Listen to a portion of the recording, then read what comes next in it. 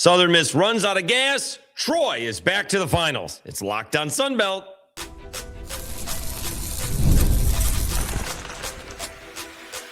You are Locked On Sunbelt, your daily podcast on the Sunbelt Conference. Part of the Locked On Podcast Network, your team every day. All right, Dave Schultz, Locked On Sunbelt, your teams every day. Today's episode brought to you by Mazda.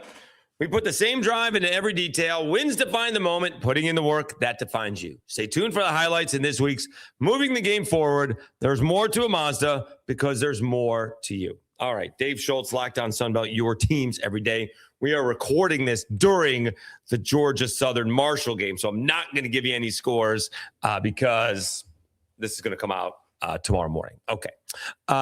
We will get to baseball and South Alabama getting the all-time makeup call, getting their invite to the NIT.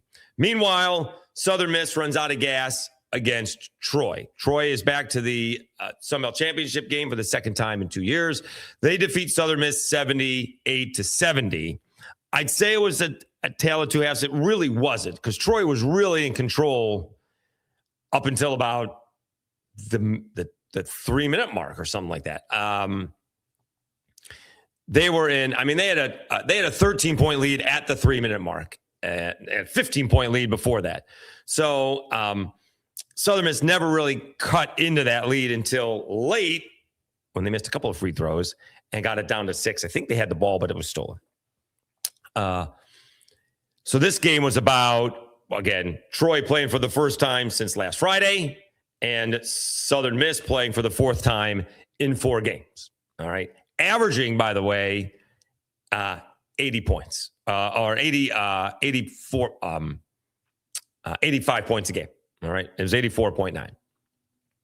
They scored 28 in the first half. They could not deal with Troy's zone. Troy decided, we can't handle Tylik Weeks one-on-one. We're going to go to a zone. And it worked. It was, I think I saw 19-18, and then Troy started to pull away. All right. In the first half. And they had a 41-28 lead at half. I think I got that right. I did. 41-28 lead at half. And then it's interesting because I can't blame them all that much, but there's two sides to the coin. If Southern Miss is having trouble finishing at the rim, having trouble falling short at free throw line and the three-pointer, but they're playing good defense. They're tight on the offensive end, but not tired on the defensive end. Troy had an awful second half offensively. They hit a bunch of free throws, and that's the difference in the game. Excuse me, but they only made 8 field goals. At one point in time, they went 10 minutes and 49 seconds without getting a bucket. They got free throws, and that is the difference in the game. And they hit them, right? Because, they missed 7 free throws. If they missed 12 free throws, we have ourselves a basketball game. Troy went 31 of 38 from the free throw line, shooting over 81%, outstanding. And in the second half, they were 19 out of 24. Really didn't give Southern Miss a chance to get back into it until really late, all right?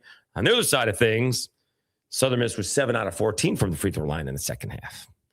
Victor Howell said they've just missed 5 free throws in a row, down by 10 points.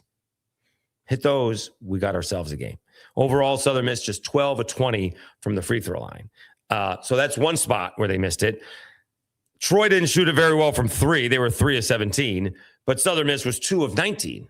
All right. If Southern Miss hits 2 more free throw or 2 more 3-pointers, we got ourselves a ball game. All right. But it was that zone that Southern Miss had all kinds of issues with. Just could not figure out the zone at all. Overall statistics, go over some of them.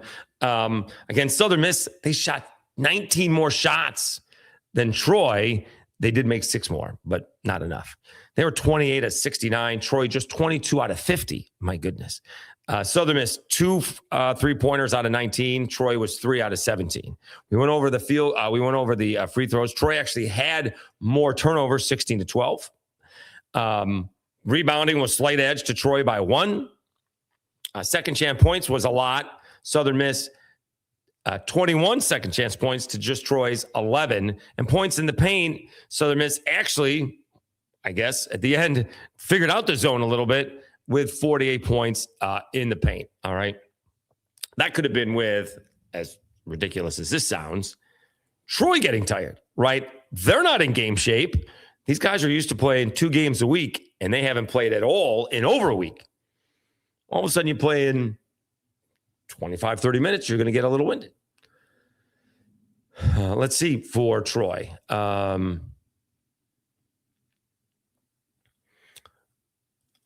Minutes-wise, Thomas Dowd, 39 minutes. Cooper Campbell, 35 minutes. Bellamy, 36 minutes. Kobe Campbell, 30 minutes. Victor Valdez says 25, but I don't know if that's true. Something was off there. Bellamy leads Troy with 22 points. Campbell with 14. Dodd with 12. And Victor Valdez had 13. But Dowd made 1 field goal. Valdez made 3. They were a combined 17 out of 21 from the free throw line. Amazing. All right. On the other side, Southern Miss, Tavares had a fantastic ball game. 32 points, 12 out of 16 field goals, but he did miss a few free throws, 8 out of 13. Did even grab 9 rebounds as well. All right. So Troy looking to go back to back. Let me see what we got here for that. I don't off the top of my head. Off the top of my head, I'd say Georgia Southern is the last team to go back to back. Or not Georgia Southern, Georgia State. But did they? Let me see here. Do we have the let me see, championships, basketball? That's what I would say was the last past champions. Let's go recently. So it's Troy, JMU, Cajuns, Georgia State, App State. Georgia State won it in 18 and 19. Troy won it in 17. Little Rock in 16. Georgia State in 15. Cajuns in 14. It was Western Kentucky. I thought Georgia State would have won it in there somewhere. But they did win it twice in 18 and 19. And then Ron Hunter left. Ron Hunter is about to get a contract extension in Tulane, as a side note. All right, so we've only had 2 repeat champions, although Georgia State did win it 3 out of 4 times, by the way. 18, 19, and 22. All right. But Western Kentucky would have been the other one, but that's before Schultz. I'm not sure the Sun Belt existed before I got here. So that would have been, because I would have been 14 was my first year covering it, and that would have been the Cajuns, the Sean Long and Alfred Payton squad, who beat Georgia State in 2014. So Western Kentucky had won it in 12. In fact, Western Kentucky had won it they had won 4 out of 6, 8, 9, 12, and 13. That's pretty good. All right. All right, let's take a timeout. We'll come back. South Alabama gets the biggest makeup call in the history of makeup calls. We'll talk about that next after I tell you about 5 Hour Energy and Indeed.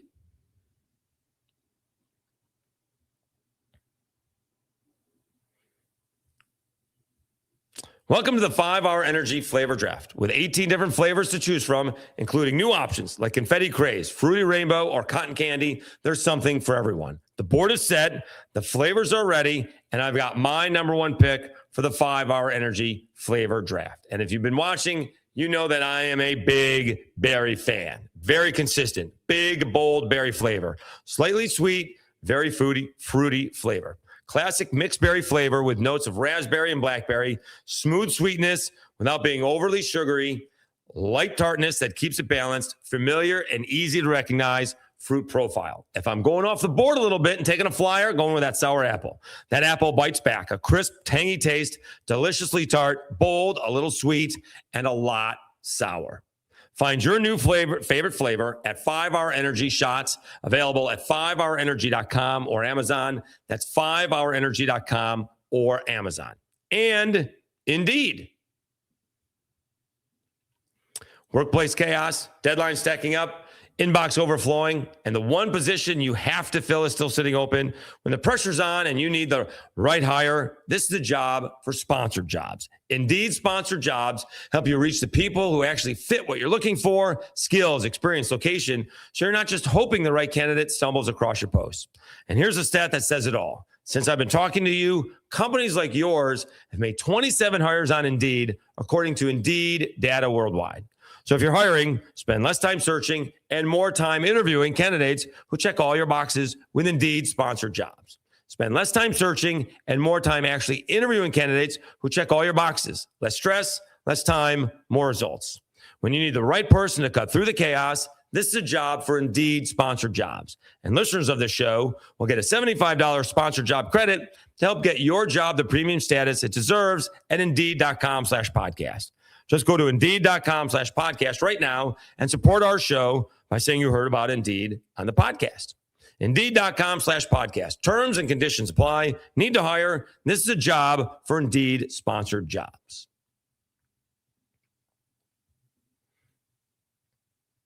All right, Dave Schultz, Lockdown Sunbelt, your teams every day. Before we get to South Alabama, let me tell you about this great opportunity with the Everydayer Club. All right, if you've been thinking about joining the Everydayer Club, now is the time. You get ad-free shows, and if you're signed up before the NCAA tournament tips off, you can get into our Everydayer Club bracket pool on Discord for a chance to win Locked On merch. Should be a lot of fun.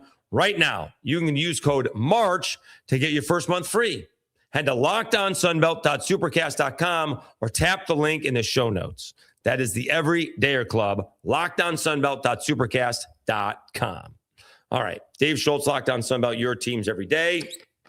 We got the Georgia Southern and Marshall game going on right now. I ain't giving you the score because it's going to be outdated by the time you see this. The winner of that game gets Troy in the finals. Now, we still have Sunbelt is wrapping up today. All right. There may have been some already almost a handful of automatic berths, right? And then we have championship week. The rest of the college basketball world does their championships this week. And then the brackets come out on Selection Sunday. All right. That is a week from yesterday.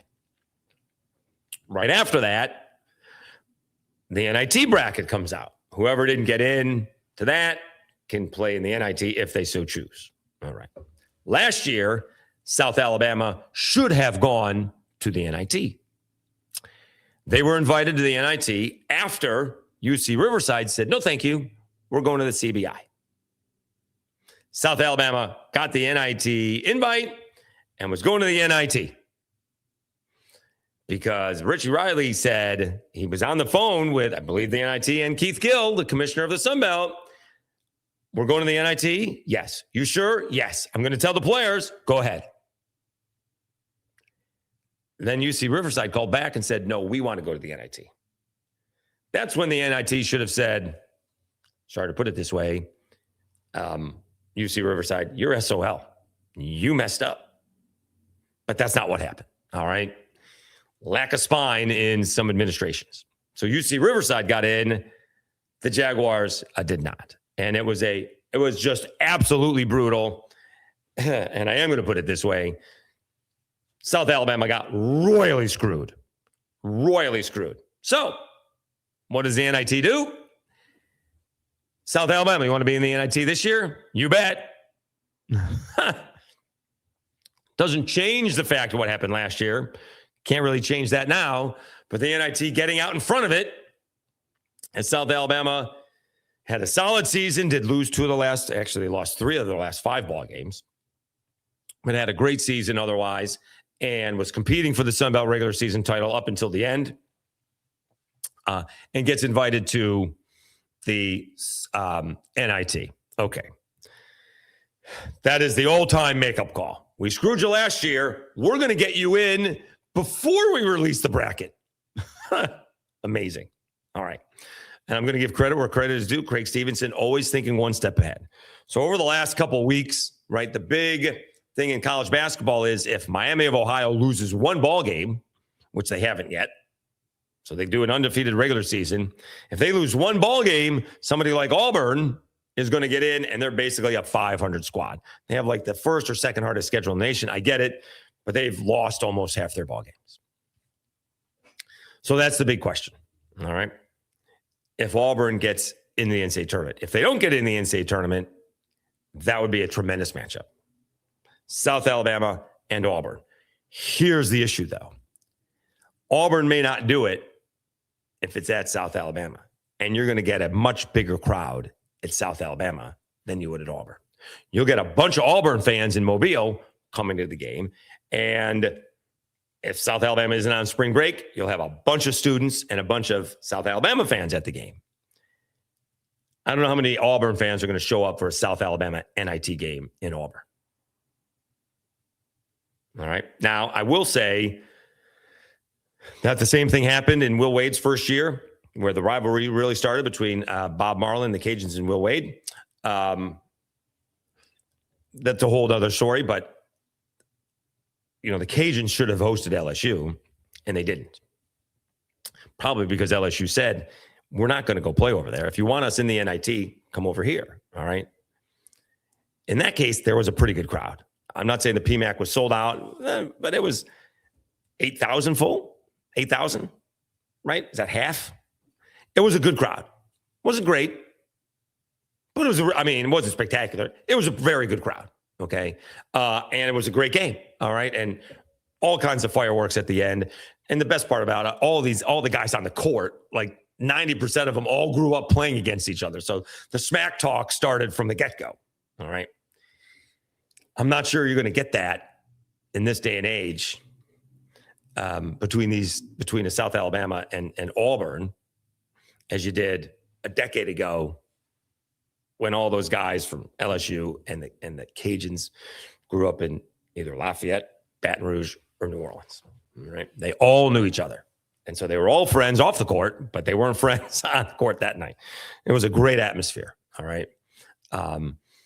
This game, if they do get Auburn in South Alabama, it'd be better off to be played in South Alabama at the Mitchell Center. It'll be a much, much bigger crowd. It'll look much better on TV. They're not going to care in Auburn. They're not going to care. They're going to care about spring football and whatever the Auburn baseball team is doing. They're not going to care about a South Alabama-Auburn NIT game. At least that's what I think. But we'll see what happens. All right. Okay. Let's talk a little baseball. The weekend got off to a tremendous start. Didn't quite finish that way, but nonetheless, many did win their series this weekend. We will talk about that when we come back after I tell you about Mazda.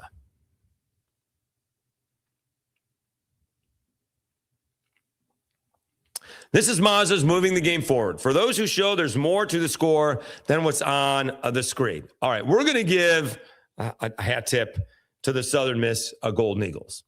They tried to win 4 games in 4 days, fell short to Troy, but in a ball game where they could have easily lost by 25 or 30, they lost by 8.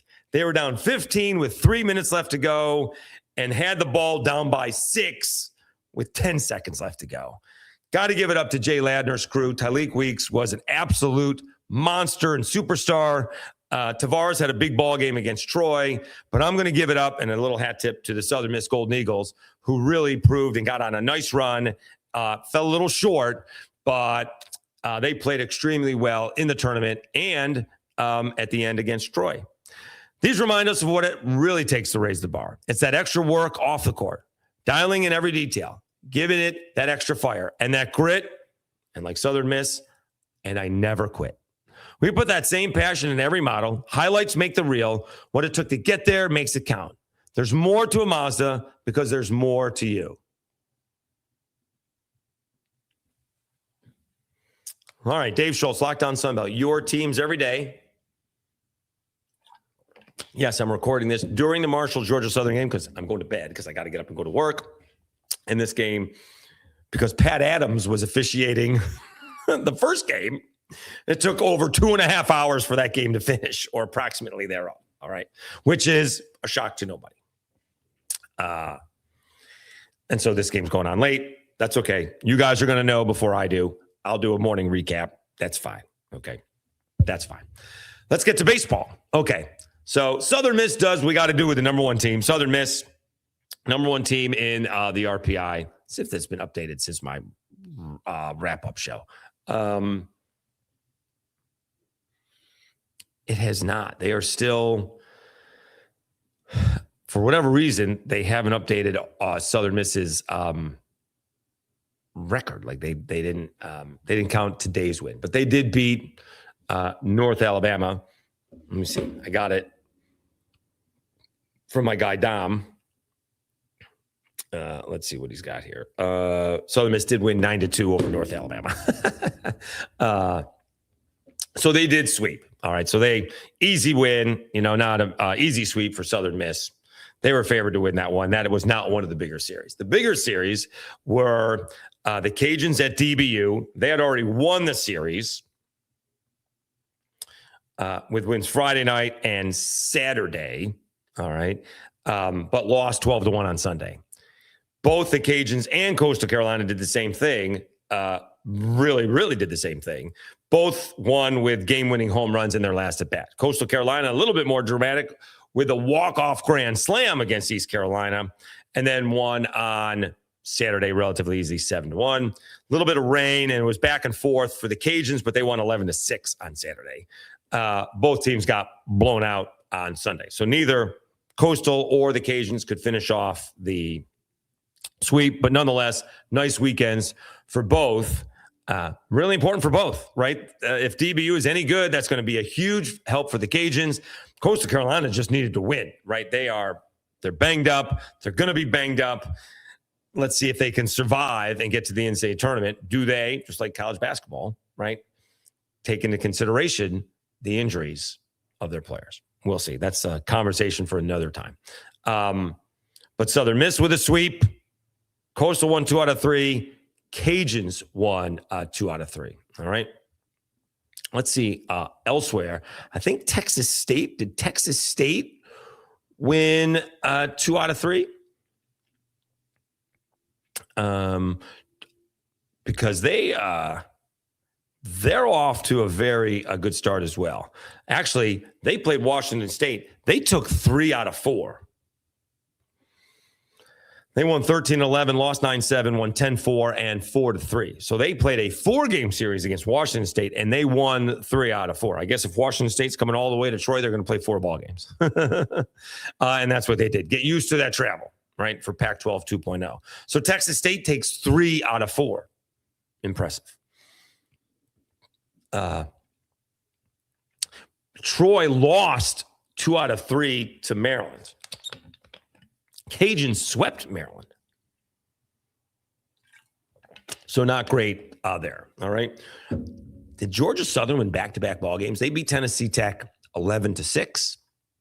They're up to 4 wins now and break up the Eagles. They won 14-4 and 11-6 after dropping the first game of the series to Tennessee Tech 5-2. And that's coming off a loss to the Citadel 7-1. They actually started to turn things around with 2 out of 3 wins over USC Upstate, which apparently was a regional team last year. But maybe Hennon's team can turn things around. They get Clemson, tough spot. They open up the Sun Belt against JMU. All right. All right, let's see what else we got. Marshall, by the way, been a little bit of an up and down season, a little bit disappointing. They didn't get to play West Virginia because of the weather. There may be weather coming this week, and we don't like that. But they did put up a 25 spot against St. Bonaventure, 25-2. Do we need to see that box score?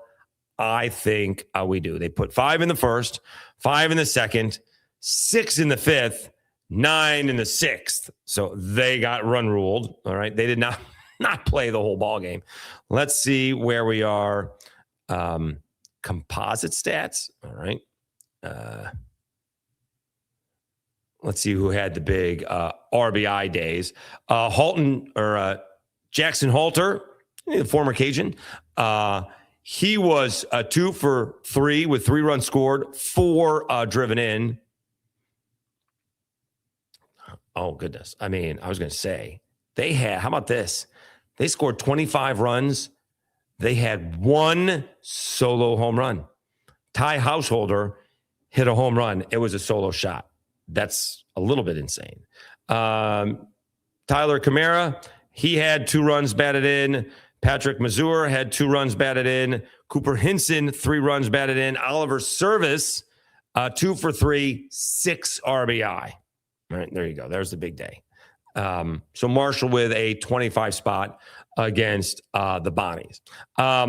Arkansas State beats Oral Roberts 7-0. Did they avoid the sweep? They did avoid the sweep. They lost a couple of heartbreakers, 3-2 and 4-3. And again, those Sunday wins put you in such a good mood to travel home and get ready for the next one. I know the Cajuns and Coastal lost, but you can take solace in winning the series. But when you don't win the series and you win that last ball game, it just makes that bus ride home that much better. All right. And so they do take that last game 7-0. They get Little Rock on the road, but then they're home against Southern Miss. Huge series to begin the season in the Sun Belt for Mike Silva in his second season with the Red Wolves. All right. Let's see what else happened in the Sun Belt. Old Dominion over Connecticut, 6-5. App State beats Presbyterian 13-4. And South Alabama did win that Friday game against La Tech, but La Tech snapped their losing streak on Saturday and did win the series, which is a little bit disappointing, on Sunday, 6-1. The bats for South Alabama have gone cold a little bit. Their bats have been outstanding. All right. Even when they lost to UCA Upstate, they scored 7. They scored 6 in a loss to College of Charleston. Bats have gone a little bit quiet. They beat West Georgia last Sunday 2-1. They did score 11 against UAB, 9 against La Tech. But the rest of the way, they only scored 3 runs against La Tech, losing 6-2 and 6-1. They get Southeastern, and then they open up with the Cajuns in Louisiana, in Lafayette, and then they get Alabama at home. All right. So again, it is just a huge first weekend in the Sun Belt, baseball-wise, coming up. All right. So that's going to be a lot of fun moving forward. If you missed it, what did I say during the live broadcast? It was eight Sun Belt teams with a top 100 RPI. 1, 2, 3, 4, 5, 6, 7, 8. 8 teams with a top 100 RPI. These are not in order. Southern Miss, Texas State, the Cajuns, Arkansas State, South Alabama, Coastal Carolina, Georgia State, and Troy. Troy's the most intriguing because they're 6-9 and they have a 67 RPI. That can shoot straight up really quickly. Southern Miss is still number 1. Cajuns did fall to 12 after their loss on Sunday, but still very impressive. And again, Arkansas State can jump up with a win or 2 against Southern Miss. South Alabama can jump up with a win or 2 against the Cajuns, or Southern Miss and the Cajuns can solidify themselves. All right. Coastal Carolina is going to App State. App State's 141, so App State can move up with Coastal Carolina 93. But if Coastal can get a couple wins at App State, that's impressive doing it on the road. All right. That's what they like. All right. Okay. Thank you so much for tuning in all night, it appears. I did one live broadcast, and now we're recording this one for the next day. We are going to go on, me, myself, and I, 15 minutes before tip-off of the Troy championship, the Sun Belt championship game. Troy versus Georgia Southern or Marshall. All right. So that'll be 6:45 Eastern time, 5:45 Central time. In theory, I am closing tomorrow, but I should be home just after 6 and should be enough time to do it at 6:45. Okay. Then we're going to go live after the ball game and recap the ball game. We'll do just 10 or 15 minutes to talk about that. All right. And then we wait to find out who actually won and where they will be bracketed. We had a great crossover last year with Lockdown Wisconsin. We'll see who Troy, Marshall, or Georgia Southern will be playing next. We got to wait till Sunday, though. All right. Who they will be playing in the NCAA tournament. All right. So exciting times in the Sun Belt, that is for sure. There are rumors out there, take them for what it is. I didn't see any I don't want to say legit, but I didn't see numerous spots. Terrence Johnson may be out with Texas State. And Scott Cross may be heading to Georgia Tech. We'll see. His former AD at Troy, now a deputy AD at Georgia Tech. So we'll see if that happens. All right. We'll see. It's going to be a little bit before that would even get announced, especially if Troy keeps on winning. If they lose, it could happen quicker. But if they go to the NCAA tournament, win a ball game or whatever, right? That happened to Mark Byington. That they had to wait, and then it happened fast. Shane Mettlen was driving home from New York, and it happened on his ride home. Okay, thanks again for tuning in. Enjoy hope you enjoyed the basketball game. It's going on as I'm recording this. It's obviously over since you see this. All right, we'll be back again for another edition of Locked On Sunbelt on Tuesday. Have a great Monday, everybody. Looking forward to the Herd coming to play a little baseball here in Louisville. So we're looking forward to seeing that. All right, have a great week, everybody. We'll talk to you again on Tuesday. You've been listening to Locked On Sunbelt, your teams every day. Talk to you again soon.